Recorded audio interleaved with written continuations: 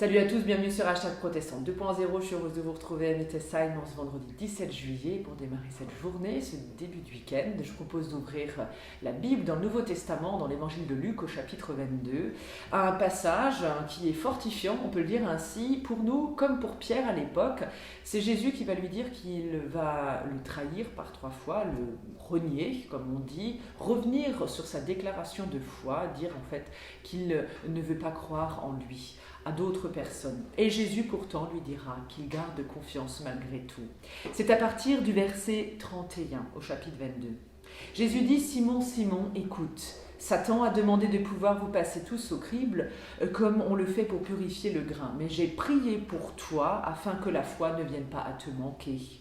Et quand tu seras revenu à moi, fortifie tes frères. Pierre lui dit alors: Seigneur, je suis prêt à aller en prison avec toi, à mourir avec toi. Jésus lui répondit: Je te le déclare, Pierre le coq n'aura pas encore chanté aujourd'hui que tu auras déjà prétendu 3 fois ne pas me connaître. Alors, après avoir partagé le dernier repas avec le Seigneur, Pierre est interpellé par Jésus. Ce dernier sait déjà qu'il va être justement mis en porte-à-faux par ses plus proches amis, ses disciples et Simon-Pierre notamment. Mais au-delà de la rancœur ou du mépris que Jésus pourrait avoir, on peut se dire, en sachant cela, eh bien Jésus va faire quelque chose d'inhabituel, voire de surhumain, on peut le dire. Il va non pas lui envoyer à la figure son reniement, mais il va lui dire qu'il garde confiance en lui pour l'avenir et en avenir pour demain, malgré tout. Il va déjà lui confier sa mission, fortifier dans l'avenir ceux qui seront amenés à être auprès de Pierre, fortifier les frères malgré les événements à venir. La prière que Jésus va adresser est une prière que Jésus fera à Dieu pour Pierre. Cette prière est le rempart, nous dit Jésus, face au mal qui veut sévir et qui veut s'emparer de nos vies au milieu de nous. Comme pour les disciples, eh bien Pierre ne va pas échapper à cette trace d'humanité en lui, combattre justement ce mal qui est en lui. Et il sera fortifié, il va prendre pour leçon ce que Jésus lui dira. Jésus prie pour Simon-Pierre, et Jésus demande à Simon-Pierre de fortifier ensuite à son tour tous ceux qui viendront à lui.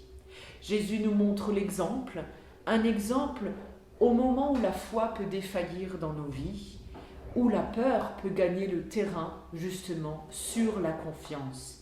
Ainsi donc, la peur est à choisir ou bien la vie. Jésus a fait son choix et Pierre fera le choix de la vie à la suite du Christ. Justement, avec cette prière de Gilbert Carayon, dans le livret « Vivre, prier et méditer », ce collègue nous offre cette prière « Dieu nous voit juste ».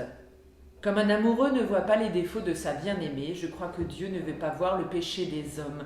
Je crois que ce regard d'amour de Dieu le conduit à nous voir juste, alors que nous ne le sommes pas. C'est ce regard d'amour qui constitue la vérité, la façon dont Dieu voit notre réalité.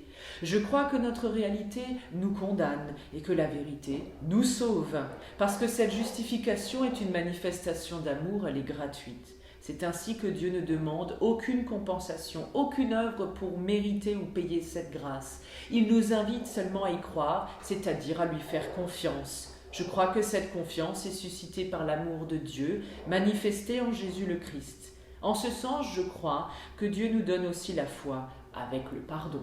Amen. Sur ces paroles de confiance, je vous souhaite une belle journée, un très bon début de week-end aussi. On se donne rendez-vous demain matin pour la prière du petit-déj et sinon dimanche, rendez-vous en vidéo à 11h avec une petite méditation proposée par un collègue de notre union d'église. Je vous souhaite une belle journée sous le soleil de Dieu.